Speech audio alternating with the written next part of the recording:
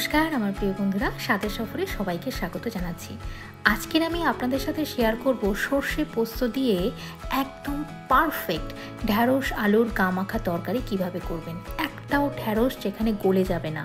আমার কিন্তু একদম গলে গলে গেলে ভালো লাগে না, যে পুরো ঢ্যাঁড়স থেকে ঢ্যাঁড়স ছেড়ে গেছে, এটা ভালো লাগে না। তার জন্য কি কি মশলা নিয়েছি একবার দেখে নিন।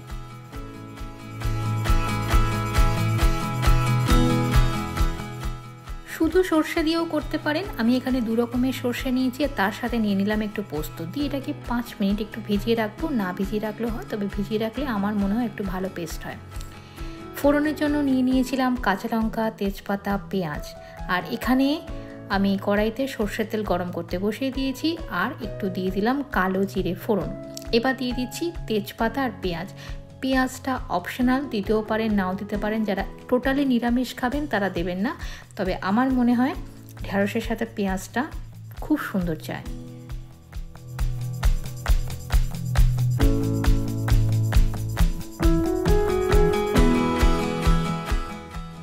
আচ্ছা, ঢ্যাঁড়স কার কার পছন্দ আমাকে একটু অবশ্যই কিন্তু কমেন্ট করে লিখে জানাবেন, যারা যারা এই ভিডিওটা দেখছেন। আমার কিন্তু ঢ্যাঁড়স ভীষণ ভালো লাগে। ঢ্যাঁড়স ভাজা ভালো লাগে, বেশ ছোটো ছোটো করে কেটে, আলুটাকেও কেটে বেশ একদম একটু বেশি তেল দিয়ে ঢ্যাঁড়সটাকে লাল লাল করে ভাজা আমার কিন্তু ভীষণ ভালো লাগে। ঢ্যাঁড়স ভাতে ভালো লাগে, ঢ্যাঁড়সের তরকারি ভালো লাগে, আর সর্ষে পোস্ত দিয়ে তো ভালো লাগেই। তো পেঁয়াজটা একটু লাল লাল করে ভেজে নেওয়ার পর এবার আমি দিয়ে দিলাম ঢ্যাঁড়স আর আলুটা, আর সাথে দিয়ে দিলাম কাঁচা লঙ্কা। আপনারা যারা শুকনো লঙ্কা খান, আমিও খাই তবে একটু কম খাই পরিমাণে, তারা কিন্তু অবশ্যই একটা শুকনো লঙ্কা ফোড়ন দেবেন, তারা কিন্তু রান্নাটা আরও বেশি ভালো লাগবে। এবার এটাকে চলুন একটু ভালো করে ভাজা ভাজা করে নিই।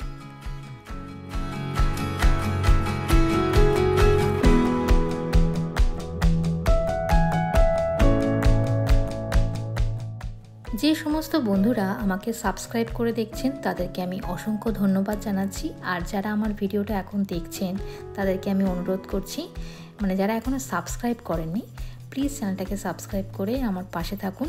ভিডিওটা যদি সত্যি ভালো লেগে থাকে লাইক, শেয়ার, কমেন্ট করতে একদম ভুলবেন না। আর রান্নাটা করে আপনাদের কেমন লাগলো সেটাও কিন্তু আমাকে কমেন্টের মাধ্যমে লিখে জানাবেন। প্লিজ চ্যানেলটাকে সাবস্ক্রাইব করে আমার পাশে থাকুন। এবার আমি দিয়ে দিলাম পরিমাণ মতো নুন আর হলুদ, তবে হ্যাঁ আমি কিন্তু সামান্য চিনিও দেবো। তবে যারা সুগারের পেশেন্ট বা চিনি একদমই খাওয়া পছন্দ করেন না, দেওয়ার দরকার নেই। পেঁয়াজের মধ্যেও হালকা মিষ্টতা থাকে, সেটা কিন্তু এই রান্নাটাকে একটু মিষ্টতা দেবে, তবে আমি দিচ্ছি, এটা টোটালি অপশনাল।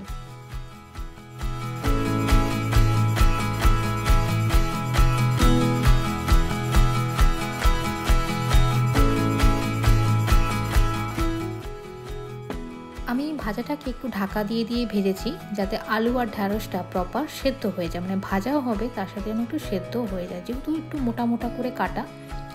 তো এবার আমি দেখিয়ে দিলাম আপনাদেরকে, আলুটা কিন্তু একদম সেদ্ধ হয়ে গেছে, দেখতেই পেলেন।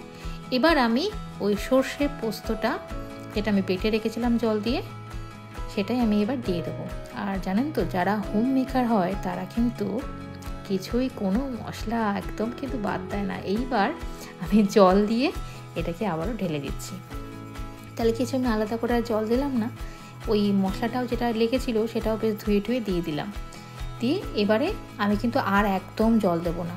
এবার এটাকে ঢাকা দিয়েই আমি এটাকে আরেকটু রান্না করব, কারণ যাতে কাঁচা গন্ধটা পোস্ত আর সর্ষে না বেরোয়। বেশিক্ষণ না, 15 মিনিট মতো। তাহলে চলুন এটাকে ঢাকা দিয়ে দিই একটুখানি।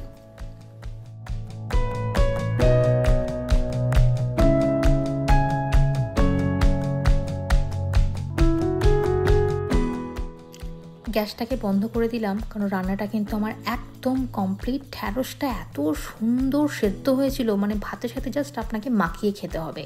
অথচ দেখুন একটা ঢ্যাঁড়সও কিন্তু আমার ছেড়ে যায়নি। ওরকম ছেড়ে গেলে কিন্তু একদম ভালো লাগে না খেতে, কারণ ঢ্যাঁড়স অলরেডি একটু লদা লদা টাইপের।